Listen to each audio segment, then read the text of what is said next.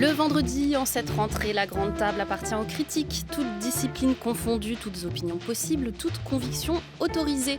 Je serai chaque semaine en compagnie de commentateurs passionnés au fil de 2 parties. Au programme, 2 disciplines différentes de part et d'autre du journal de la rédaction.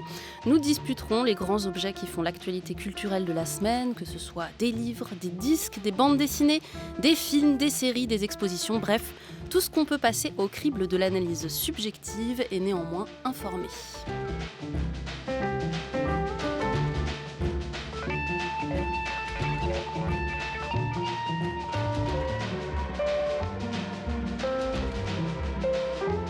La critique. Lucille Como. Aujourd'hui, sous les feux de la critique, des hormones, des ondes, des jeunes filles déguisées, un gynécologue, des bâches, des carrelages à losanges et même une robe de chambre rouge. À 13h, nous discuterons de 2 livres de cette rentrée, Sexy Summer de Mathilde Allais et L'homme en rouge de Julian Barnes. Mais pour l'heure, je suis en compagnie de Marie Sorbier, rédactrice en chef de IO Gazette et productrice à France Culture depuis peu d'Affaires en cours, tous les jours à 19h20. Et puis Philippe Chevillier, chef du service culture au journal Les Échos. Nous parlons de théâtre avec tout à l'heure Le théâtre et son double, mise en scène Gwenaëlle Morin. Mais tout de suite, un spectacle qui se joue en ce moment au théâtre de la Tempête à Vincennes avant de partir en tournée. Son titre, À l'abordage, la mise en scène est de Clément Poiré. Alors le texte, c'est une adaptation du Triomphe de l'amour de Marivaux, une pièce en forme de conte philosophique, qui se passe dans une petite enclave grecque menée d'une main de maître par un philosophe convaincu que l'amour est la pire chose qui puisse arriver à l'humanité et qui cherche à en protéger absolument et strictement ses ouailles. Mais un jour, une princesse débarque, déguisée en homme, qui va semer la pagaille. Ça, c'est Marivaux, c'est la base. L'écrivaine Emmanuelle Bayamaktam s'est emparée de cette pièce et l'a adaptée. Alors reste la communauté fermée. Cette fois-ci, on est davantage dans une ZAD ou une congrégation hippie. L'héroïne est une jeune fille bien d'aujourd'hui. La langue est vive et relevée. On écoute tout de suite un extrait. Tu peux pas t'en empêcher. Pourquoi est-ce que je m'empêcherais d'avoir du plaisir? Parce que je suis là. Ta présence ne peut pas lutter contre la sienne. Regarde-le. Il est insupportablement excitant. Comment tu veux que je reste plantée là comme si de rien n'était? Bah, fille comme moi. Parce que je suis excitée, moi. Parce que je me caresse comme une attardée mentale sous prétexte que c'est tentant de le faire avec ce beau garçon en ligne de mire. Le seul moyen de se débarrasser d'une tentation, c'est d'y céder. Essayez de lui résister et votre âme aspire maladivement aux choses qu'elle s'est défendues. Je ne sais pas qui a dit ça, mais j'ai décidé de proscrire de mon existence tout ce qui ressemble à une aspiration maladive. J'y veux que la bonne santé, les désirs triomphants, la jouissance sans entrave et toutes les fureurs de l'amour.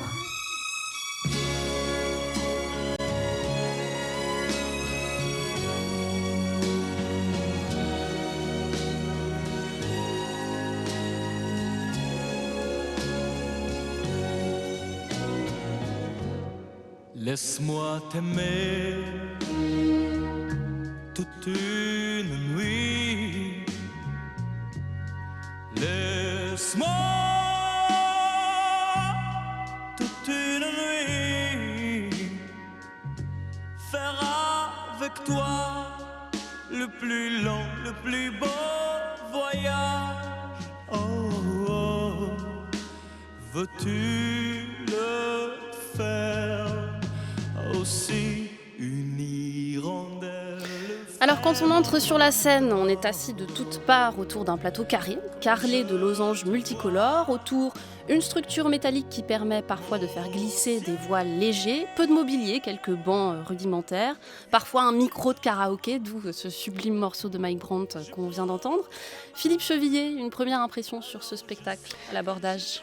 C'est un spectacle qui m'a galvanisé, d'abord par son parti osé et par sa dynamique. Alors, parti osé parce que en fait, c'est pas simplement l'adaptation de Marivaux, c'est-à-dire qu'on voit beaucoup de mise en scène de classiques où on tord un petit peu le texte. Là, c'est une vraie réécriture, une réécriture à l'aune d'aujourd'hui, donc avec tout ce que ça comporte de difficultés, parce que l'histoire de ces deux jeunes filles travesties, on veut bien que à l'époque de Marivaux, elles puissent faire illusion. Dans le monde d'aujourd'hui, c'est plus compliqué, même en arrivant dans une communauté babacool un petit peu focalisée sur ces idées d'abstinence, etc. Donc j'ai trouvé que la réécriture était vraiment intéressante, avec en plus une volonté de coller vraiment à l'intrigue de la pièce, et donc on la retrouve, mais avec des mots d'aujourd'hui, ce qui rajoute un petit peu, à mon avis, de longueur dans le texte, mais je trouve quand même que c'est assez pertinent, la façon dont c'est fait. Et puis, ce qui est fascinant, c'est que l'auteur arrive à passer son discours sur le désir, le polyamour, sur les genres. On a plein de choses qui sont dites, avec en plus ce petit côté amusant qu'aujourd'hui, il n'est pas si courant de dénoncer un petit peu les excès, disons, dans l'écologie, etc. Là, elle envoie quand même quelques scuds aux écologistes dans un spectacle qui n'est pas pour autant réactionnaire. Donc c'est intéressant. Et puis après, on en parlera, mais moi, j'aime ce metteur en scène, Clément Poiret, qui a vraiment, ce que je disais, une dynamique, une énergie, qui sait diriger les acteurs et qui arrive à créer en plus une atmosphère assez belle, avec peu de choses finalement, quelques lumières, quelques effets, quelques gestes. Alors restons peut-être sur ce texte et sur l'adaptation d'Emmanuel Bayamaktam, dont on a beaucoup parlé, c'était l'année dernière ou il y a 2 ans pour son roman qui s'appelle Arcadie, et qui se passe aussi dans un milieu comme ça fermé, une sorte de communauté semi-hippie, donc en effet semi-réactionnaire, semi-progressiste, avec des personnages d'adolescents qui ressemblent un peu aux héros d'À l'abordage. Marie Sorbier. Oui, justement, je crois que vous avez dit le bon terme. Pour moi, c'est un spectacle, alors plaisant, hein, l'expérience spectateur, elle est tout à fait plaisante, c'est drôle par moments, c'est jouissif à d'autres, un peu gênant à d'autres, mais on y reviendra peut-être. Mais je trouve que le qualificatif qui exprime le mieux ce spectacle, pour moi, c'est vraiment un spectacle adolescent, alors dans tous les sens du terme.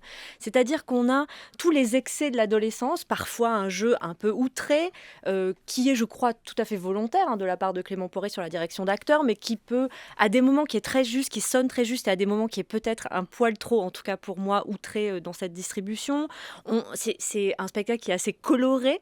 On a des costumes qui peuvent même parfois faire penser à des bandes dessinées, hein. Il y a un côté un peu comme ça, un peu cartoon, même dans le jeu des acteurs, dans les faciès, dans les grimaces qu'elle peut avoir, dans les chansons, on en a parlé, il y a ce côté sirupeux, un peu sirop de ce que peut révéler l'adolescence, des sentiments amoureux, le côté excessif, dans un sens ou dans un autre. Donc le système aussi, ce que j'ai beaucoup aimé par contre, c'est le dispositif quadrifrontal. On l'a peut-être pas dit. Hein, quadrifrontal, c'est-à-dire que c'est tout simple, on est vraiment tout autour de la scène, exactement. En carré autour du... Comme un ring. Oui. Voilà, la comme scène un est ring, une arène, on pourrait dire, et il y a donc 4 gradins, enfin des bancs sur les 2 côtés et puis des gradins sur les 2 autres. Et donc le spectateur se retrouve vraiment en position d'observateur. On est en hauteur comme ça par rapport à cette scène, vous l'avez dit, avec un dallage comme ça en arlequin, on pourrait dire, hein, qui est quand même des personnages étonnants, peut-être qu'on y reviendra, de cette réécriture.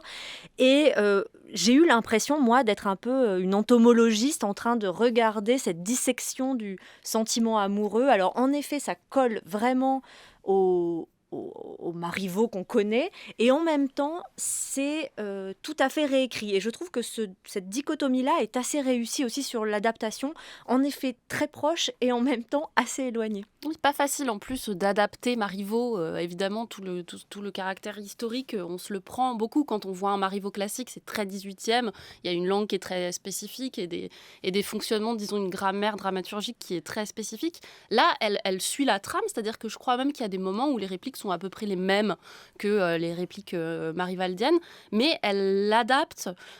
Moi, je dirais pas qu'elle en fait quelque chose de contemporain.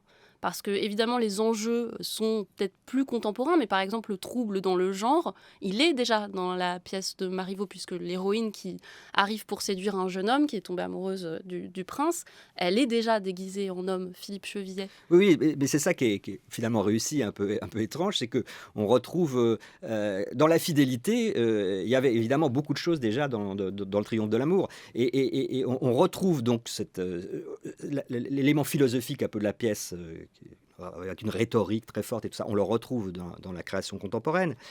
Et en même temps, il y a ce côté, il y a ces mots d'aujourd'hui, la sexualité est beaucoup plus évidemment mise en avant.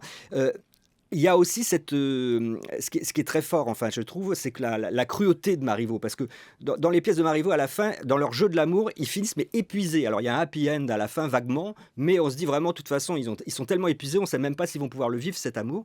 Là, bon, elle a trouvé un happy end assez amusant, hein, sur le thème justement du polyamour, du mariage pour tous. Mais on retrouve cette cruauté et la gaieté du spectacle, c'est toujours très ambivalent, et c'est ce qui fait aussi le charme, enfin la grandeur des comédies de Marivaux, c'est qu'on retrouve la joie et la souffrance de l'amour en même temps. Et ce que vous dites est juste, c'est très difficile de retirer de la nouvelle pièce ce qui appartient à l'ancienne, parce que il y a quand même une osmose avec le texte de Marivaux quelque part. De la gêne, vous disiez, vous, Marie Sorbier, parfois. Oui, de la par longueur. moment.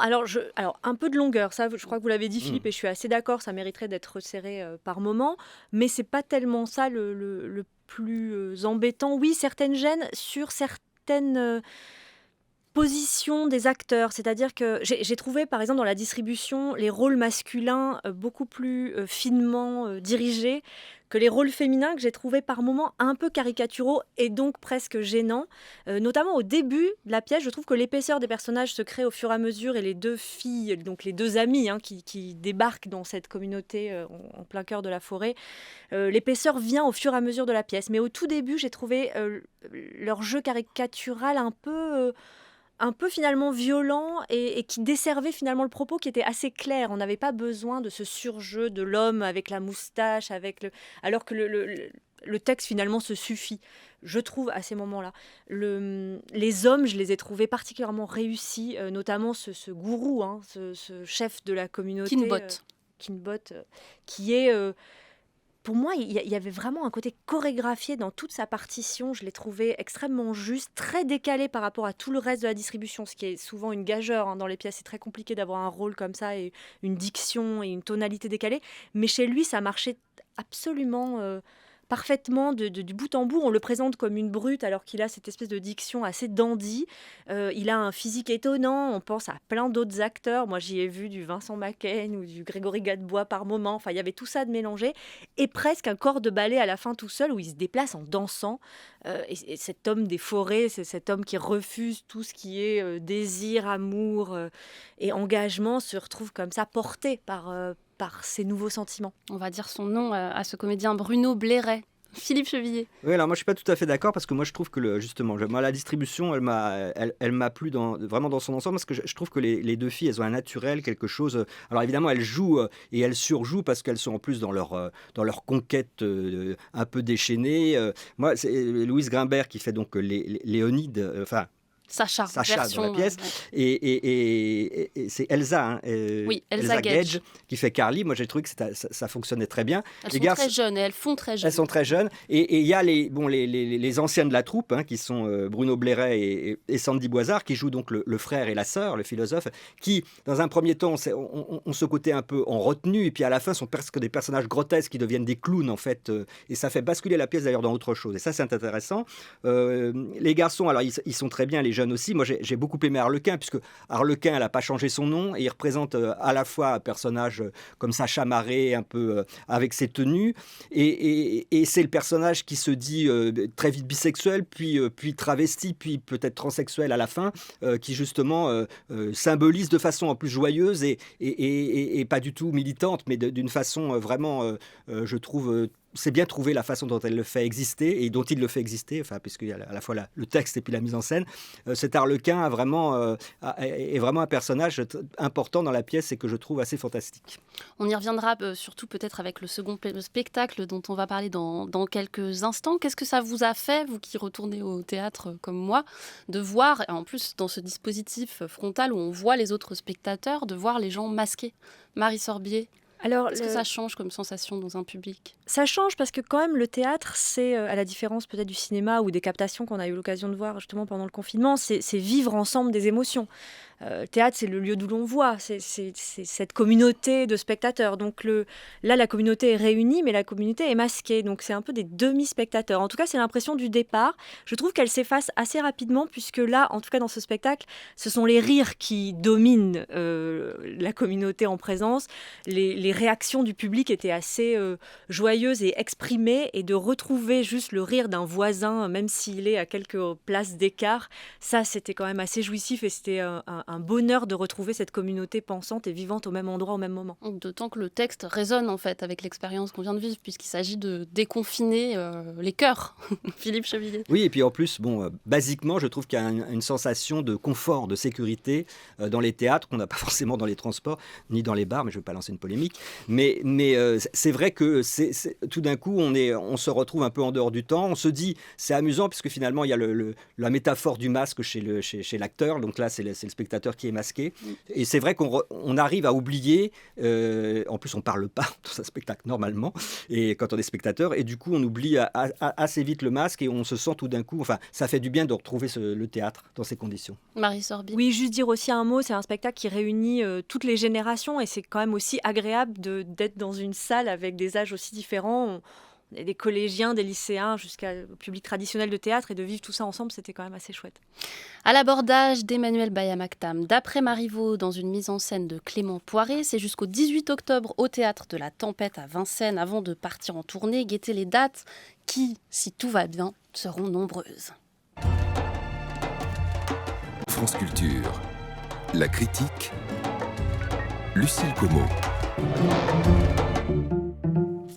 Et on poursuit la critique avec un autre spectacle très différent, celui que Gwenaëlle Morin propose d'après le texte mythique d'Antonin Artaud, Le théâtre et son double.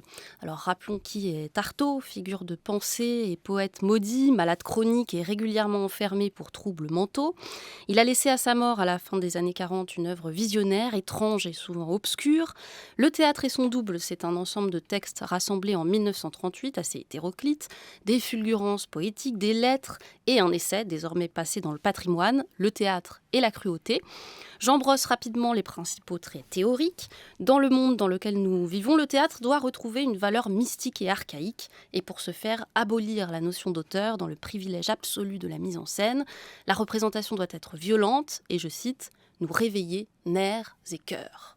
Je ne crois plus Au monde, Je ne crois plus à la vie, Je ne crois plus à la mort, Je ne crois plus à la Je santé, ne crois plus à la maladie, Je ne crois plus au néant, Je ne crois plus à l'être, Je ne crois plus à la veille, Je ne crois plus au sommeil, Je ne crois plus au bien, Je ne crois plus au mal, Je ne crois plus à la vertu, Je ne crois plus au vice, Je ne crois plus à la matière, Je ne crois plus à l'esprit, Je ne crois plus au rêve, Je ne crois plus au soleil, Je ne crois plus à l'amour, Je ne crois plus à la haine, Je ne crois plus au Je fatalisme, ne crois plus à la banalité, Je ne crois plus au courage, Je ne crois plus à la flânerie, Je ne crois plus à l'héroïsme, Je ne crois plus à la lâcheté, Je crois que rien ne veut plus rien dire et que tout depuis d'ailleurs toujours n'a jamais cessé de me faire chier.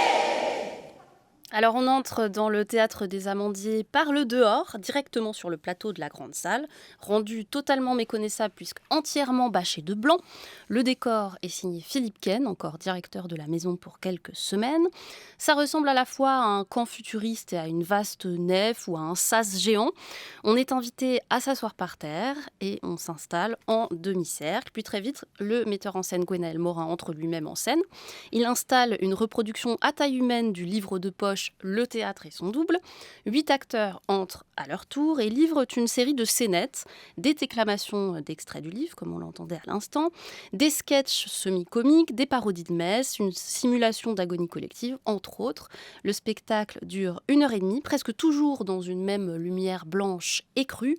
Marie Sorbier, une première impression sur ce spectacle de Gwenaëlle Morin. Alors c'est un spectacle qui, je crois, va me rester en tête longtemps. Enfin moi, ça m'a beaucoup marqué. D'abord par la scénographie, on est obligé d'y revenir. C'est une scénographie absolument majestueuse dans tous les sens du terme. On le sait, Philippe Ken est un grand scénographe et il a ce sens esthétique qui est en plus doublé d'un sens, je trouve, très fin du texte, parce que donc c'est en effet, nous nous retrouvons dans une matrice, on est dans un immense espace. On a une hauteur sous plafond complètement dingue. Alors en plus, on est assis par terre, donc ça ajoute encore cette hauteur. C'est à la fois, en effet, une nef, une cathédrale, un ventre. On a un peu l'impression quand même d'être aussi dans un giron. Voilà, il y a quelque chose de très intra-utérin. À la place du cœur, on pourrait même imaginer avec ces plis de la bâche, d'imaginer une vulve dans laquelle nous pourrions à un moment donné naître. Alors tout ça est totalement fascinant, on s'assoit, on regarde, il y a quand même un moment où on est happé par ce blanc. Le blanc est éclatant, il est éclairé par des néons, une étoile en néon comme ça qui est le seul finalement élément de décor en plus de cette bâche blanche. Donc c'est très impressionnant.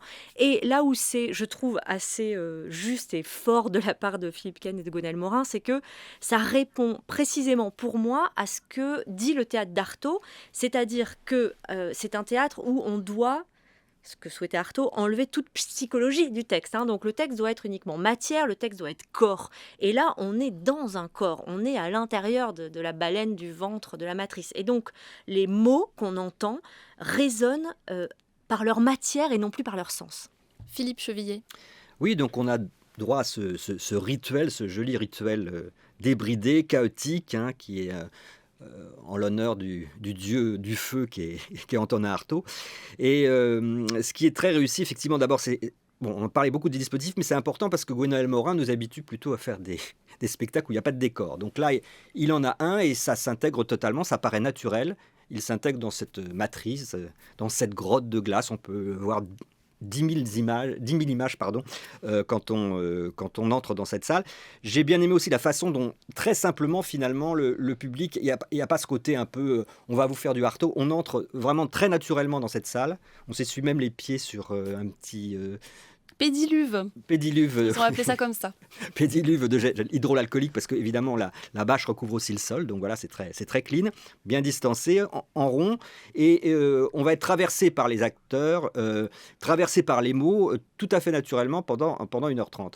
L'alternance de scénettes est assez réussie, il y a vraiment un bon dosage puisqu'on a ces moments de déclamation et au début, c'est vrai que pour le public, se retrouver face à ces textes très obscurs avec des borborigmes, on se dit oh là là, je vais rien comprendre, et puis finalement ça n'a plus d'importance puisque évidemment le propos de Gwenaëlle Morin, c'est d'aller vers humblement vers ce théâtre de la cruauté, de faire en sorte que ce soit le spectacle dans son ensemble, que les mots nous traversent, qu'il y ait des mots plus forts que les autres. On entend ce refus de Dieu, on entend les questions sur l'existence, sur la mort, le rejet sur le sexe, etc. On entend ces mots très forts, mais c'est un spectacle auquel on assiste et qui vous rentre de façon bizarre dans la tête et qui nous met finalement ailleurs dans une forme de transe, de légère transe.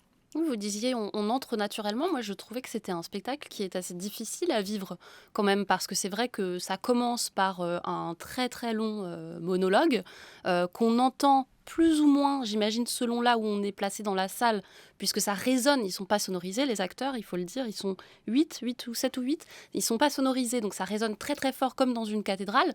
Donc, comme à la messe ou comme dans une cérémonie, il faut accepter, en effet, que ce qu'on nous donne à entendre ne soit qu'une structure et non pas de contenu. Moi, j'ai l'impression, je ne sais pas si vous, Marie, ça vous a fait ça aussi, mais que c'est un spectacle, là, c'est difficile à vivre, même s'il n'est pas très long. Oui, et j'ai trouvé ça très pertinent, l'inconfort, parce que Artaud, c'est quand même, on peut pas dire que ce soit un auteur confortable, je crois qu'on peut pas lui reprocher ça, et il est dans un inconfort permanent avec les mots, avec lui-même, et je trouve que nous mettre dans une position d'inconfort, on est assis par terre, c'est 1h30 assis par terre, c'est quand même pas si simple à vivre, alors on bouge, tout le monde essaie de trouver une position, à un moment donné les acteurs nous font nous lever, puis on se rassoit, puis on se relève, donc il y a cet inconfort permanent de notre propre corps à nous, qui est, je trouve, en résonance assez juste avec ce qui est en train d'être dit et ça fait écho à je trouve ce qui est essentiel dans ce spectacle, c'est le fait que ce soit un spectacle pour moi très premier degré. Alors je dis ça avec tout le côté positif qu'on peut mettre dans ce mot, c'est-à-dire que c'est un théâtre frontal, en effet, il y a 2 ou 3 monologues principaux, disons, parmi les différentes scénettes, et les acteurs sont là et livrent frontalement ces mots que nous ne comprenons pas pour la plupart.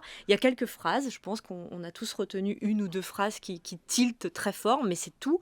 Le reste, ce sont des mots qui tapent, qui résonnent, et dans la scénographie, Gwenaëlle Morin a une scénographie très premier degré. Alors Artaud arrive à un moment donné avec un marteau géant et tape les rebords de cette cathédrale ou de cette nef, et donc ça résonne comme les mots qui tapent et qui résonnent. Le livre, vous l'avez dit, est là en taille humaine, et le livre va permettre de contenir l'auteur. L'auteur, lui, est fou, alors on va le mettre dans les sous-sols, on va le mettre dans les catacombes, et pour l'empêcher de sortir de ce trou dans lequel on l'a versé, c'est le livre qui va donc bloquer l'entrée de l'auteur. Donc tout est assez...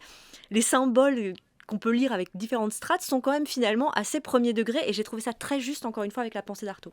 Philippe Chevillet. Alors en fait, moi j'insistais sur le fait plutôt, quand je parlais d'entrée, c'était vraiment plutôt plus l'entrée dans la salle et le fait donc qu'on était prêt à recevoir quelque chose soit de fort, soit de pas fort, mais enfin qu'on n'avait pas ce côté solennel ou brouillon, que c'était assez naturel l'entrée dans cette matrice. Alors après que le spectacle nous bouscule, c'est certain. Mais d'une certaine façon, je trouve que peut-être parce que il y a d'ailleurs on en trouve souvent chez Gwenaël Morin ce recours à l'humour, notamment avec le personnage d'Antonin Artaud. Un des comédiens à un moment revêt la perruque et devient Artaud et se met à déclamer entre Sarah Bernard qui aurait pris des stupéfiants. Enfin, c'est assez génial et ça fait rire à ce moment-là. Je trouve que finalement, il y a beaucoup d'inédits dans ce spectacle, de choses qui bousculent avec ces personnages qui passent derrière la bâche, qui font des bruits, qui font ces ombres géantes à un moment donné dans le noir. Il y a beaucoup d'images qui peuvent se rapprocher de ce qu'on peut estimer être le théâtre de la cruauté. Il y a ces mots qui sont très forts, mais finalement, c'est pas un spectacle qui m'a complètement... je parlais de légère transe, et je pense qu'il y a un côté finalement assez aimable dans la façon de nous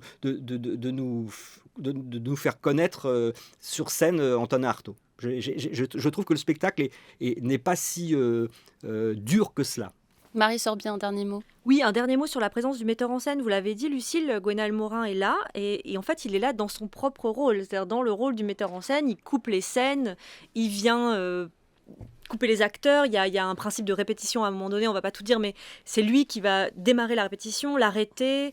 Il est très présent, et je trouve ça, encore une fois, très premier degré et très intéressant de voir le metteur en scène dans son propre rôle.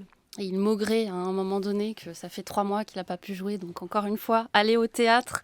Le théâtre et son double, d'après Artaud, c'est au Théâtre des Amandiers à Nanterre jusqu'au 3 octobre prochain. Et à noter que Gwenaël Morin sera l'invité de Marie Richeux dans Par les temps qui courent. Ça, ce sera mardi prochain. À 13h, ce sera la suite de la critique. On parlera de littérature avec les livres de Mathilde Allais et de Julian Barnes.